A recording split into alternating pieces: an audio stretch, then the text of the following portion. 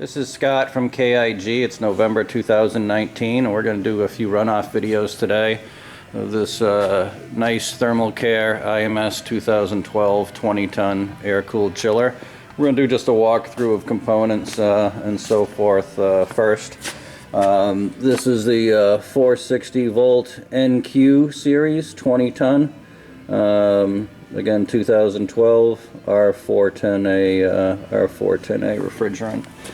In our control cabinet, you'll be bringing the main power in here.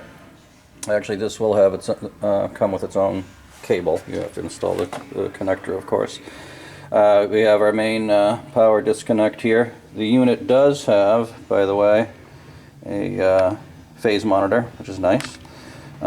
Next to that is the controller power supply. We have our two fan contactors there.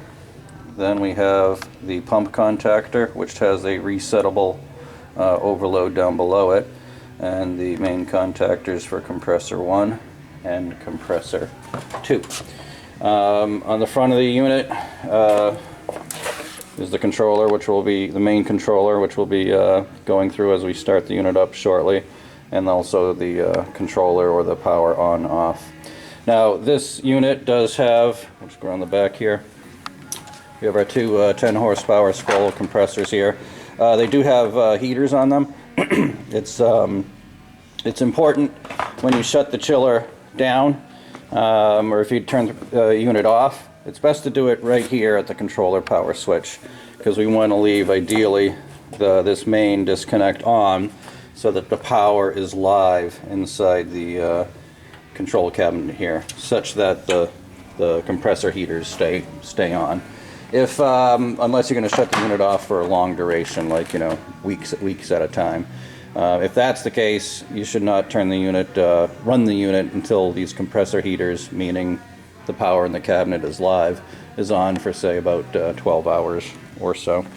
So like I said, we have the two 10 horsepower scroll compressors here. Go back over this side. We have our 3 horsepower process pump. We have our refrigerant switches here.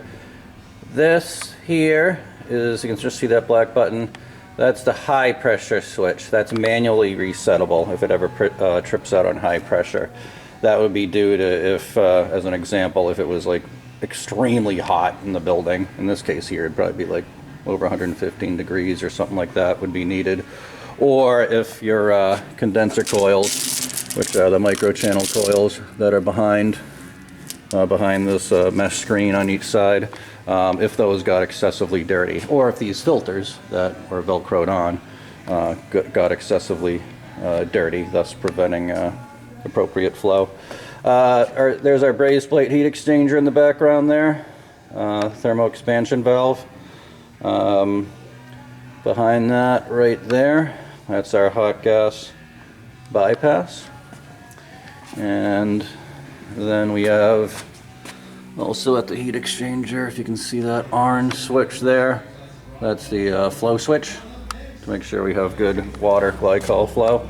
We're going to tidy up before we ship it out some of the insulation here. The reason that's peeled back is one of the things during our extensive testing is there was a small leak at that connection there. We fixed it very well, but then we keep it, the insulation off until very last minute, just to monitor that.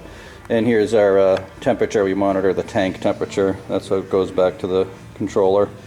And there's a sight glass there for the tank, and our inlet and outlet connections here.